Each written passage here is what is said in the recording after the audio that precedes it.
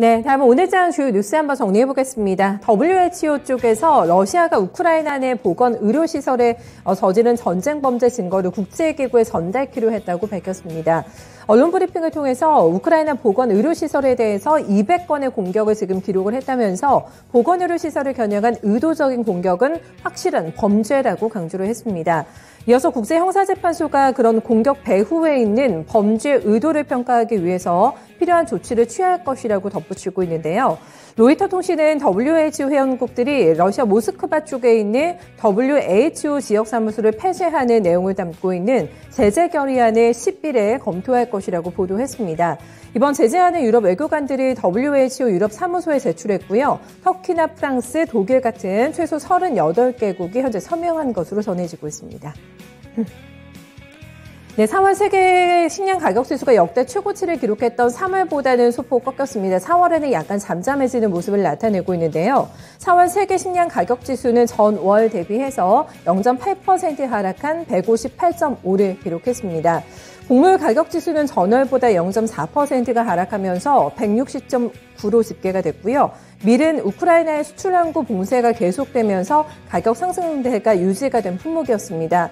육류 같은 경우는 전월보다 2.2%가 상승하면서 121.9로 집계가 됐고요. 유제품은 전월보다는 0.9% 상승하면서 147.1로 확인이 됐습니다.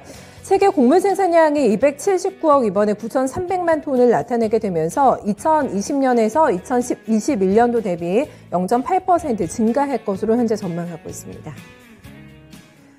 네, 우크라이나 사태로 EU 경제 성장률이 1%포인트 하락하게 되면은 우리나라의 EU 수출이 최대 3.2%가 줄어들 것이라는 분석이 나왔습니다.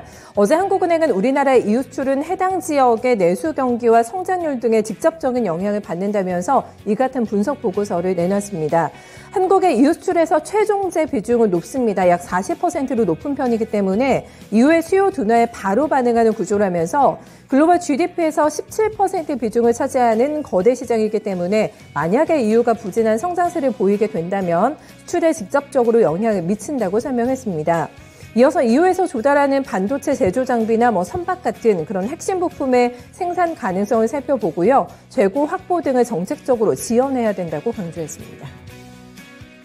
네, 쌍용차 관련주도 이번 주 움직임 잘 확인해 보셔야겠습니다. 예비 인수자가 13일에 결정이 됩니다. 스토킹호스 방식으로 지금 매각을 진행하고 있는 상황이죠. 이 쌍용차의 인수 의향서 제출은 11일에 마감이 됩니다.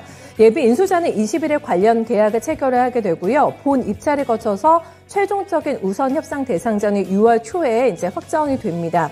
한편 쌍용차는 중요한 SUV 모델인 J200 출시에 기업의 사활을 걸고 있는 상황인데요. 6월 말 출시가 목표입니다. 네, J200은 현재 양산 단계에 접어든 것으로 알려지고 있고요. 차후 전기차와 픽업 같은 파생 모델까지도 검토를 하고 있습니다. 쌍용차는 출시 이후 소요될 마케팅 비용 등을 우선 협상 대상자로부터 대여를 받을 수가 있게 됩니다.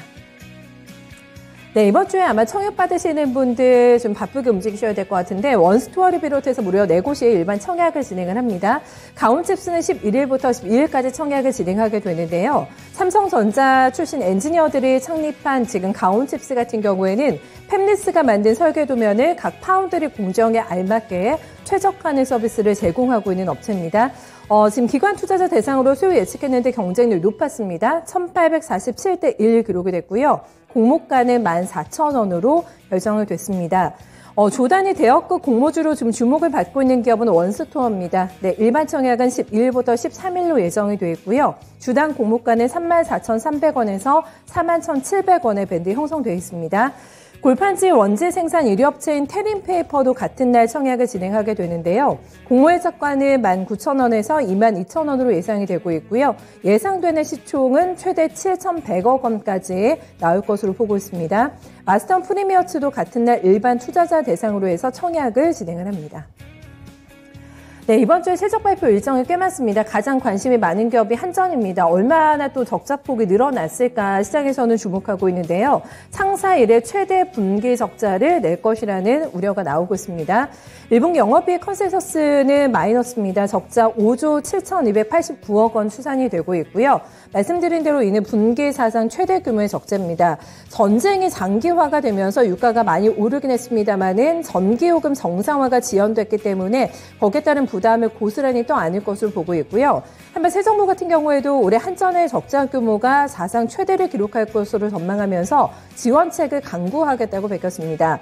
한전의 적자폭이 올해 아마 20조 원대 안팎으로 전망이 되고 있는 상황인데요. 세제 지원이나 전력시장 제도 개선 같은 범정부 차원에서의 다각적인 지원 대책을 강구할 것이라고 밝혔습니다.